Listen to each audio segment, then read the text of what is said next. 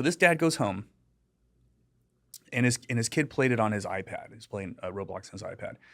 He pulls up his kid's Roblox. He looks up the chat log, and he sees that his 8-year-old boy has been talking to someone on there who's saying he's also 8 years old, but talking about explicit sex. Stop. Explicit. And this person's coaching his 8-year-old to use the words, right? This is grooming.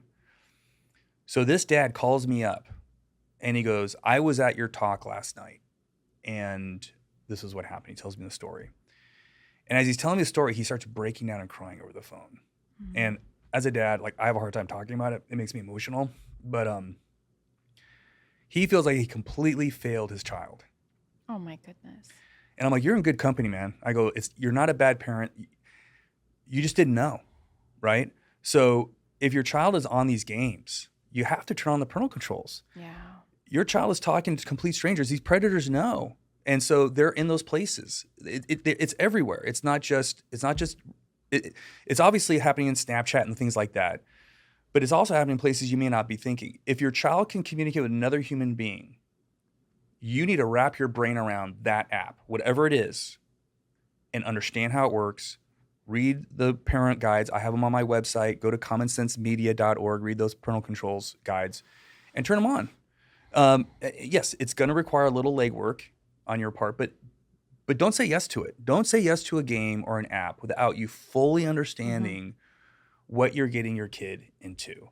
I've had my heart broken by sure these with parents. a lot. I mean, what is the most gruesome thing that you've kind of witnessed from parents and child perspective? What have you seen that's kind of shook in your world?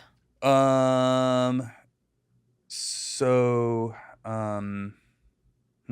that many? I don't know. Like, actually, the worst thing that I've dealt with is when a parent is abusing their own child. Oh yeah. So we have children who are in teens and actually even older, meeting someone like on Snapchat, right? And this person says, "You're super cute, whatever." And so usually this is happening to our boys. They send them a nude image. Usually happening to boys? Yeah, this is more commonly. This is like the biggest scam going on right now, mostly happening to boys. And they send them a nude image, and they're like, if you want more pictures of me, send me a picture of you. And so these boys have no compunction about taking an image of their privates and sending it to a complete stranger, and then immediately getting a message saying, if you don't want everybody to see this, send me $500. Oh my God. And this is coming out of typically the Ivory Coast, West Africa, all of the Philippines, all over the place. Usually, and some very infrequently happen in the United States because we can actually track those people down and arrest them. But if it's happened in another country, there's not a lot can be done.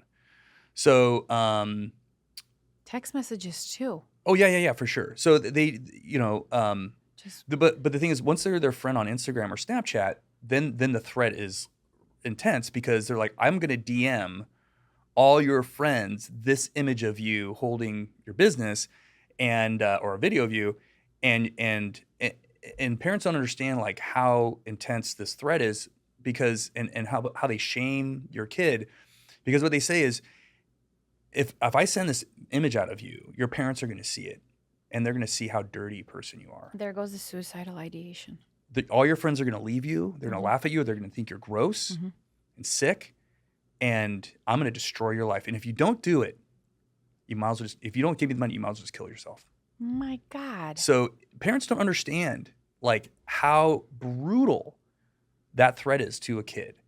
And you might think as a kid, the only way out of this is taking my own life. So that's one of the things that I'm really concerned about right now is that, and it's happening everywhere all the time. It's super underreported. I probably have a parent, maybe not once a week, but every other week, calling me and saying, "Hey, Clay, I saw you at my kid's middle school like 3 years ago. Now my kid's in high school, and guess what happened? And I need help finding this person." Yeah, my kid was in your presentation, and you said don't do it, right? Actually, we don't just say don't do it. We actually tell a story, and so we try to make it really kind of relational. Like if you just tell a kid not do something, that's not going to be helpful. Like the way we talk to kids in our assemblies is very different than what you might imagine. Like we really kind of we challenge them to think about it. We tell them stories, and not just simply do this, don't do this. Like that's not gonna work. Yeah. But she's like, I told my kid was in your presentation. I sat down with my kid after I came to your talk and we talked about it. And my son looked me in the eyes and said, Mom, not in a million years would I ever do this. And she said, he did it. She goes, I found him in the fetal position crying in his room because all he could scratch together was like $70 from his high school buddies. And this is a kid who's like 6'2", 220. He's going to play lacrosse at like Boston University. Like he's going to get a scholarship, whatever. And he's like, he was going to kill himself because he said, Mom, if that image, everybody on my Instagram are players, coaches, recruiters. Oh my. And he goes, my life's over. And so she's like, what do we do? I'm like, well, you're not going to pay him. And tell the person, I'm the parent. My kid's not paying. Go away. We're calling the police. Not the police can do anything. But it's They really, can't do anything? No. If this person's in some other country, it's going to go nowhere.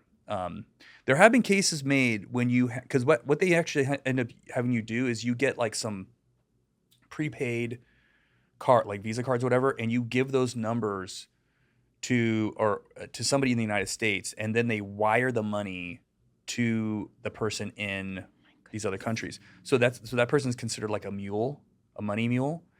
So they can prosecute those money mules. And so we've had some success in doing that, but it's not going to be 100%.